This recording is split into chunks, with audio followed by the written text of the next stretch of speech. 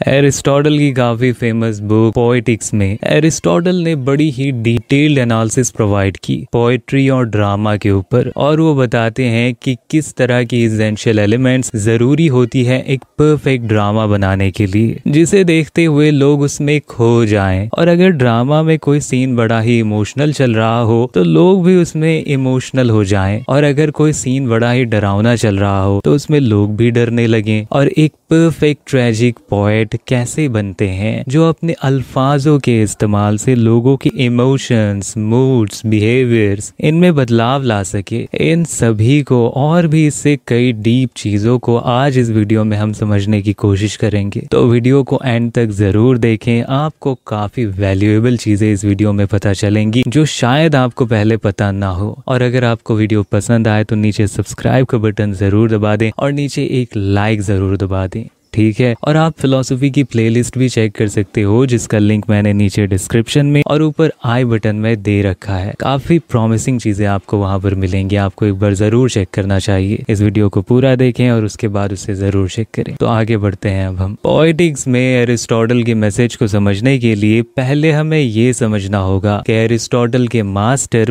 प्लेटो poetry और drama के बारे में क्या कहते थे। प्लेटो की रिपब्लिक की सेकेंड और थर्ड बुक में प्लेटो ने ग्रीक पोएट होमर की गलतियों पर अटैक किया कि होमर ने अपनी पोएट्री में गॉड्स के बारे में बहुत ही गलत इंटरप्रिटेशन पेश किया, और उन्होंने इमोशंस को अपने पोएट्रीज में बहुत ही ज्यादा एनकरेज किया। और ड्रामा में जो ट्रेजेडीज रिप्रेजेंट की जाती है उस पर भी प्लेटो ने अटैक किया और उनकी खामियां बयान करते हुए कहा कि ड्रामा बहुत ही मिसलीडिंग, लोअर वैल्यू और लोअर क्वालिटी की होती है, जो इंसानों के लोअर नेचर को एनकरेज करती है, जैसे कि हंसना, रोना, डरना। प्लेटो कहते हैं कि ड्रामा हमें अपनी तरफ अट्रैक्ट करती है, हमारे फितरत के लोअर पार्ट पर टारगेट करते हुए, और हमें एनकरेज करती है रोने और हंसने में। प्लेटो अपनी रिपब्लिक में कहते हैं कि ड्रामेटिक पोएट्स को आइडियल सिटी से अलग रखना चाहिए, पर प्लेटो के स्टूडेंट जो है ना एरिस्टोटल, प्लेटो की थ्योरी पर एग्री नहीं करते थे। और पोएटिक्स में एरिस्टोटल का सबसे मेन मकसद जो था वो फिलॉसफी और पोएट्री के बीच की लड़ाई को खत्म कर देना था। और एक अहम बात, अगर आपने अभी तक एरिस्टोटल की पोएटिक्स को पढ़ा नहीं है ना तो आपको एक बार जरूर उसे पढ़ना चाहिए। उसका अमेज़न लिंक मैंने नीचे डिस्क्रिप्शन में दे रखा है। आप इस वीडियो को पूरा देखें और उसके बाद उसे जरूर चेक करें,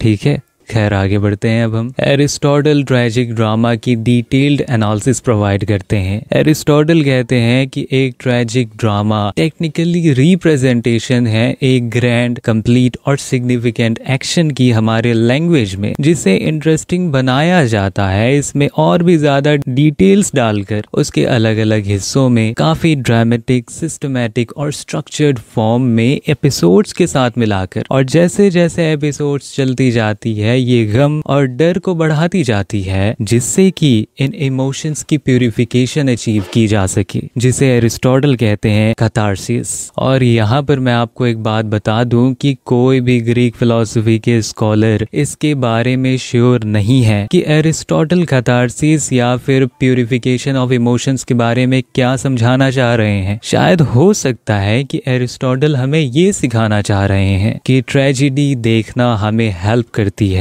हमारे अपने गम और तकलीफ को दूसरों के पॉइंट ऑफ व्यू से देखने के लिए। जैसे कि हम ड्रामा में ऑब्जर्व करते हैं कि कितनी बड़ी बड़ी बर्बादी लोगों के ऊपर आ जाती है जो हमसे कहीं ज्यादा सुपीरियर भी होते हैं, पर फिर भी वो हार नहीं मानते। गम, डर और दूसरे इमोशंस जिसे प्योरीफाई करना होता है उसे बहुत ही ज्यादा इजीली बढ़ाया जा सकता है, एरोज किया जा सकता है। एरिस्टोटल कहते हैं कि अगर ट्रेजेडी में लोगों को किसी तरह का नफरत और मर्डर का विक्टिम होते हुए दिखाया जाए, तब यहाँ पर सबसे ज्यादा ये उम्मीद किया जाना चाहिए कि उस पर मोहब्बत और नर्मदिली दिखाई जाए। और यही वजह है कि ज्यादातर ट्रेजेडीज में एक ही फैमिली के अंदर लड़ाई दिखाई जाती है और उसमें से किसी एक को कमजोर दिखाया जाता है और लोग उसी पर ज्यादा प्यार और नरम दिली दिखाते हैं दूसरों के मुकाबले। एरिस्टोटल कहते हैं कि ट्रेजेडी के लिए 6 चीजें जरूरी होती हैं: प्लॉट, कैरेक्टर,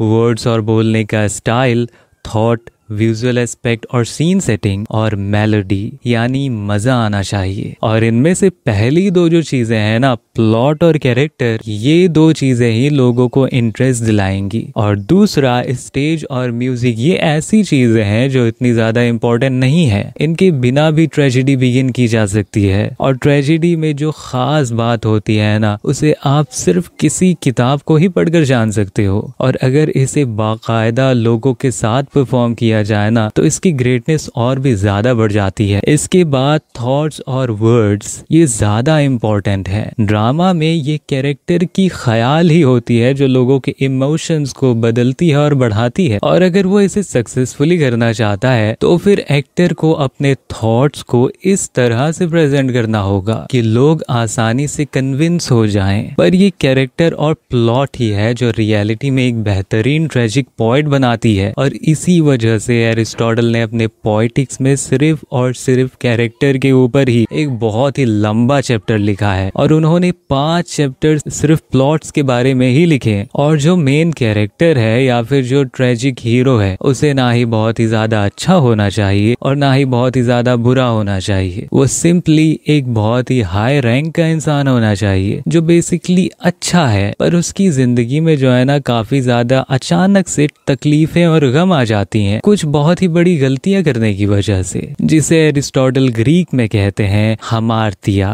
और एक हीरोइन में भी अच्छाई हो सकती है जो एक ट्रेजिक हीरोइन बनने के लिए जरूरी होती है। और यहाँ तक कि एक नौकर भी ट्रेजेडी का सब्जेक्ट बन सकता है। और जिस तरह का भी इंसान ड्रामा का लीडिंग कैरेक्टर है, यहाँ पर उसके लिए ये जरूरी है कि उसके पास अप्रोप्रिएट क्वालिटीज हो और वो सारे ड्रामा के दौरान कंसिस्टेंट रहे। और हर एक ड्रामा के कैरेक्टर में कुछ अच्छे फीचर होने चाहिए। ड्रामा के दौरान जो भी वो करते हैं वो कैरेक्टर में होना चाहिए, और जो भी उनके कैरेक्टर के साथ होता है वो उनके बिहेवियर का नतीजा होना चाहिए। और इन सभी में सबसे ज्यादा इम्पोर्टेंट एलिमेंट जो है ना, वो है प्लॉट, क्योंकि प्लॉट की वजह से ही कैरेक्टर को क्रिएट किया गया है। प्लॉट जो है ना, इसे एक कंप्लीट स्टोरी होना पड़ेगा जिसकी क्लियर बिगिनिंग, मिडिल और एंड है। और इसे सफिशिएंटली शॉर्ट और सिंपल होना चाहिए, जिससे कि जो देखने वाले हैं इसके डिटेल को आसानी से अपने माइंड के अंदर कैप्चर कर सकें। और ट्रेजेडी में एक यूनिटी होनी चाहिए।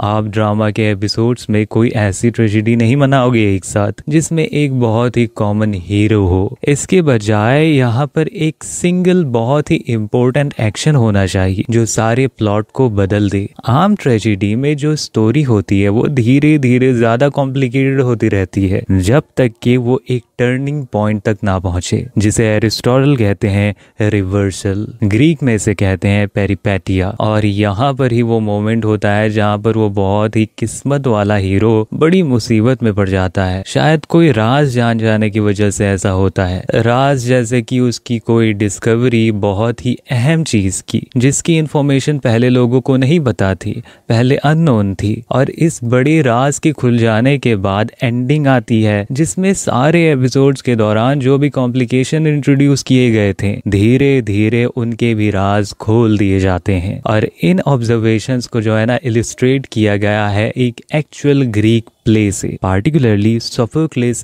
ट्रेजेडी किंग ऑडिपस से। ऑडिपस प्ले के बिगिनिंग में बड़ी ही खुशहाली और शोहरत में अपनी जिंदगी गुजारते हैं। बेसिकली वो एक अच्छे इंसान होते हैं, पर उनके अंदर कुछ बुराई भी होती है। वो बुराई है बिना सोचे समझे चीजों को करने की। और उनके अंदर इसी बुराई की मौजूदगी की वजह से उन्होंने एक अजनबी इंसान को जान से मार दिया, सिर्फ एक छोटे मोटे धक्केबाजी की लड़ाई के बीच। और उसके बाद उन्होंने एक शादीशुदा औरत से शादी कर ली बिना सोचे समझे। और यहाँ पर जो राज डिस्क्लोज हुआ है ना, वो ये था कि जिस आदमी को उसने मारा था वो एक्चुअल में उसका बाप था, और जिस औरत से उसने शादी की वो एक्चुअल में उसकी माँ थी। पर यहाँ पर वो इसके बारे में बेखबर था, और यहाँ से ही उनकी तकदीर बदल जाती है। और उसके बाद उन्हें उनके किंगडम से भी बाहर निकाल दिया जाता है, और वो अपने आप को लोगों से दूर कर लेते हैं शर्म के मारे, और अपने आप पाप के ऊपर पछतावा करते हुए, और इसी एरिस्टोटल के थ्योरी ऑफ ट्रेजेडी ने उन्हें एनेबल किया प्लेटो के कंप्लायंट का जवाब देने के लिए। और एरिस्टोटल हिस्ट्री और पोएट्री को भी कंपेयर करते हैं एक दूसरे से और बताते हैं कि हिस्ट्री से कहीं ज्यादा सुपीरियर पोएट्री होती है, क्योंकि